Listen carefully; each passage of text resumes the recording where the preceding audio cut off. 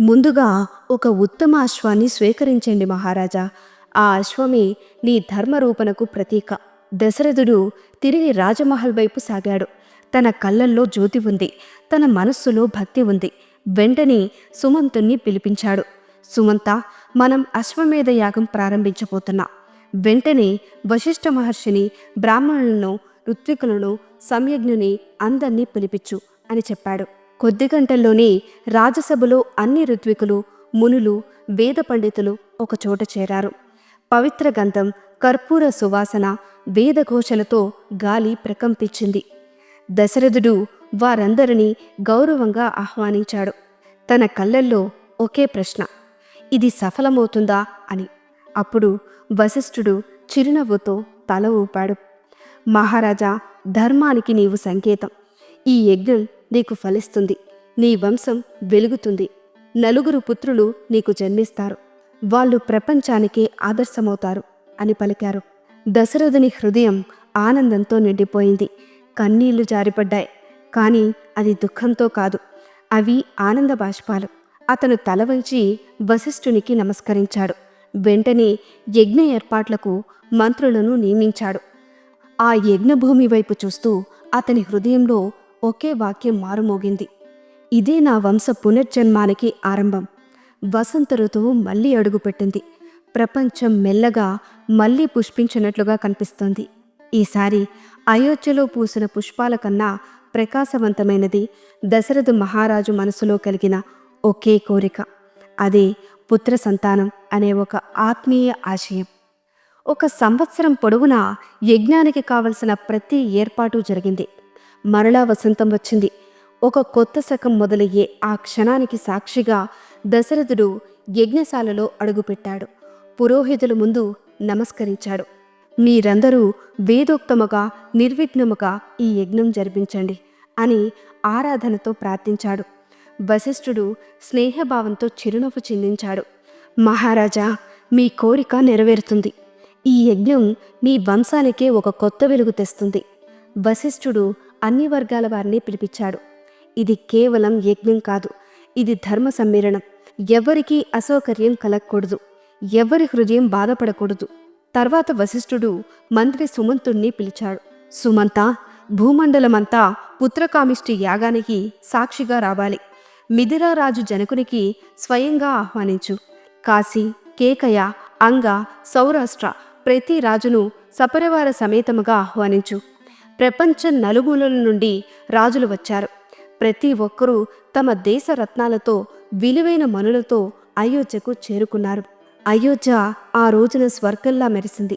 వశిష్ఠుడు, ఋష్యశృంగుడు రాజుని పిలిచారు. మహారాజా, యజ్ఞానికి సమయమైంది. శుభముహూర్తం వచ్చింది.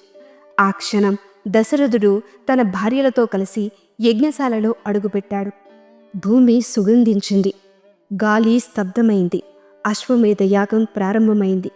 అది కేవలం ఒక యజ్ఞం కాదు, అది రామావతారానికి పునాదిగా మారిన క్షణం. అది ఒక యుగం ఆరంభం. ధర్మం మళ్ళీ పుట్టబోతుంది. ఒక సంవత్సరం గడిచింది. విశ్వాన్ని చుట్టి మళ్ళీ అయోధ్యకు తిరిగి వచ్చిన అశ్వం దశరథ మహారాజు యొక్క అశ్వమేధ యజ్ఞం పూర్తి కావడానికి సంకేతమై నిలిచింది. వేదవేత్తలు, ఋత్విక్కులు వేదోక్తముగా యజ్ఞాన్ని ఆరంభించారు. వేదమంత్రాల నాదం గాలిని నింపింది. ప్రతి అక్షరం ఆకాశాన్ని తాకి దేవలోకమంతా కంపింపజేసింది. ఇంద్రునికి హవిరాగములు అర్పించబడ్డాయి. సోమలతను నలక్కొట్టి రసము తీసి మాధ్యమ నవమును నిర్వర్తించారు. అన్ని కర్మకాండలు అత్యంత నిష్కలంగా జరిగాయి. యజ్ఞం మధ్యలో అయోధ్య అంతా ఆనంద స్వరూపమై మారిపోయింది. అక్కడ ఆకలి అనే మాటే లేదు.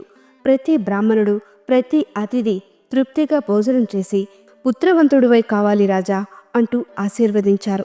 ఆ మాటలతో దశరథుని హృదయం పరమానందంతో నిండిపోయింది. వశిష్ఠుని ఆజ్ఞతో ఊపస్తంభములు పాతబడ్డాయి.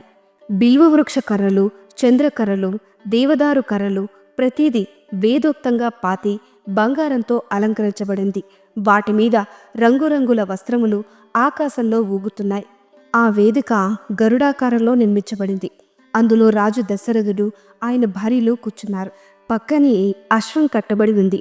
పవిత్రత, పరమార్థం త్యాగానికి ప్రతీకగా. ఆ సమయంలో రాజమహిషి కౌసల్య అడుగులు యజ్ఞశాల వైపు సాగాయి. ఆమె కళ్ళల్లో భయం ఉంది, భక్తి కూడా ఉంది. ఆమె 3 సార్లు అశ్వం చుట్టూ ప్రదక్షిణం చేసింది. ఆ తర్వాత శాస్త్రోక్తముగా ఆ గుర్రాన్ని త్యాగం చేసింది. ఆ రాత్రంతా ఆమె గుర్రం పక్కనే ఉండింది. ధ్యానం, దయ, ధర్మం ఈ 3 రూపాల్లో ప్రపంచం నిద్రిస్తున్న కౌసల్య కన్నులు మాత్రం రాముడి కోసం వేచి చూస్తున్నాయి. హోత, అదుర్వువు, ఉద్గాత అనే ఋత్విక్కులు పట్టుపురాని కౌసల్యను శాస్త్రోక్తముగా దానము స్వీకరించారు. హోమంలో గుర్రం మెదడు పక్వమై అర్పించబడింది. దశరథుడు ఆ పొగవాసనతో తృప్తిగా శ్వాసించాడు. అది కేవలం యజ్ఞం పొగ కాదు, పుత్రప్రాప్తికి ఆరంభమైన శ్వాస. 3 రోజులు, 3 దిక్కులు, 3 శక్తులు. యజ్ఞం పరిపూర్ణమైంది. తర్వాత దశరథుడు తూర్పు దిక్కుని హోతకు, పశ్చిమ దిక్కుని అధర్వునకు, దక్షిణ దిక్కుని బ్రాహ్మణుకు దానం ఇచ్చాడు. తన రాజ్యమంతా త్యాగం చేశాడు. కానీ ఆ బ్రాహ్మణులు ఆ రాజ్యాన్ని తిరిగి ఆయనకే ఇచ్చారు. దానికి బదులుగా 100 కోట్ల నాణేలు, గోవులు, బంగారంతో దానంగా స్వీకరించారు. ప్రపంచమంతా సంతృప్తి చెందింది. స్వర్గం అయోధ్యలో దిగింది. ప్రతి గృహం ఆనందంతో మెరిసిపోయింది. అయినా ఆ మహారాజు హృదయంలో మాత్రం ఆ కోరిక ఇంకా తీరలేదు.